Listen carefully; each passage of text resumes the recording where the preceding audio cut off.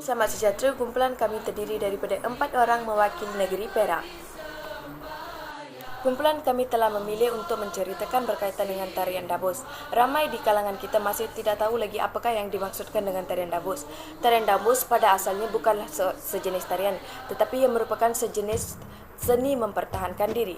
Untuk mengetahui lebih lanjut berkaitan tarian Dabus ini, kumpulan kami telah memilih untuk berwawancara dengan seorang penari tarian Dabus yang telah lama bergiat dalam industri ini, dan beliau mempunyai pertubuhan kelab tarian Dabus di Batu Gajah, Perak. Dabus adalah salah satu tarian tradisional negeri Perak yang mampu bertahan sejak 300 tahun lalu. Assalamualaikum warahmatullahi wabarakatuh. Nama saya Ahmad Fauzan Nuri bin Muhammad Sulaiman. Nombor matrik C20A0905. Apakah alat muzik yang sering digunakan untuk mengiringi penari tarian Dabus ketika membuat persembahan?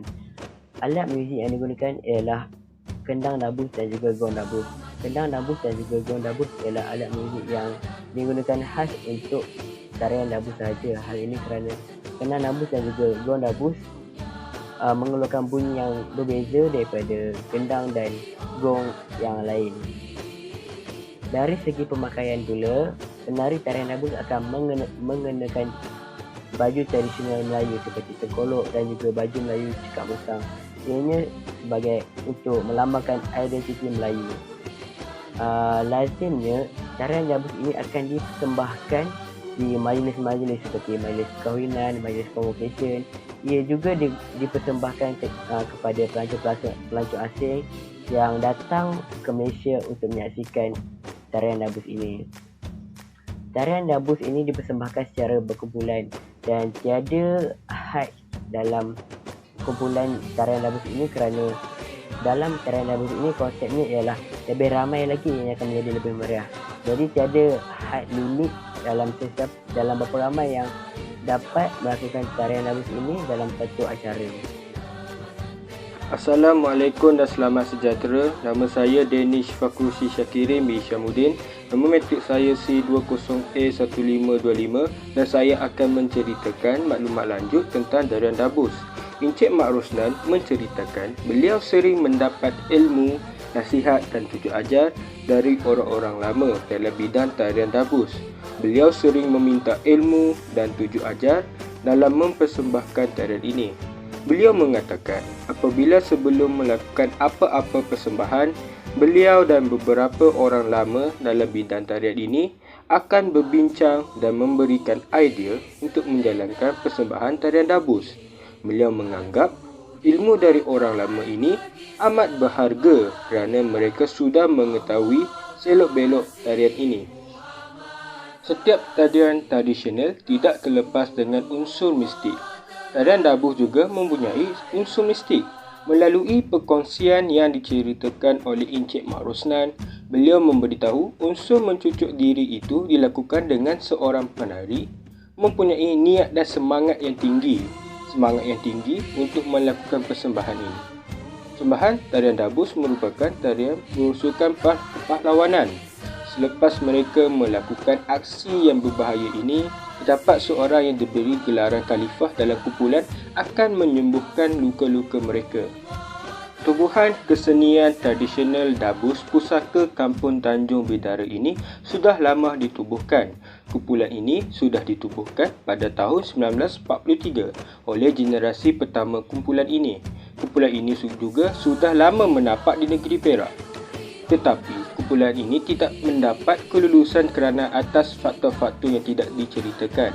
Selepas sekali ketiga tidak mendapat kelulusan penubuhan kumpulan, akhirnya kumpulan tarian Dabus Pusaka ini mendapat kelulusan pada tahun 2021. Menurut Encik Mak Rosnan, terdapat 3 lagu menjadi rutin untuk melakukan persembahan. Antara lagu yang sering dimainkan ialah lagu Baju Putih.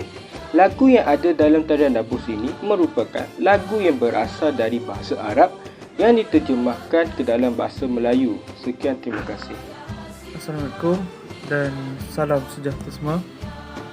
Nama saya Muhammad Al-Rashidin bin Maisa. Nombor matrik C20A1005. Okey. sebagai untuk memelihara tarian dabus ini, apakah tindakan yang dilakukan oleh kumpulan dabus pusaka daripada Perak ini? Okey, mereka memperbanyakkan membuat persembahan di kampung-kampung dan juga di luar negeri asalnya tarian dabus ini, iaitu di negeri mereka sendiri, iaitu di negeri Perak, supaya tarian dabus ini tidak akan pupus dan hentikanlah zaman. Okey. Yang kedua, adakah generasi muda di tempat ini memuaskan dalam pelibatan tarian dabus ini? Okey. Pelibatan generasi muda di tempat ini kurang memuaskan, kerana kita ramai tahu generasi muda kini kurang berminat dengan tarian tradisional seperti ini, dan mereka lebih berminat kepada permainan video dan juga dan sibuk dengan gadget sahaja. Okey. Yang ketiga, satu tikaman yang dilakukan di dalam tarian dabus ini dapat mendatangkan kecederaan. Okey. Oleh itu, apakah yang dimaksudkan dengan tikaman tersebut? Okey. Tikaman yang dilakukan dalam tarian dabus ini adalah untuk menaikkan semangat dan juga merupakan adat sebagai penutup dalam tarian dabus ini.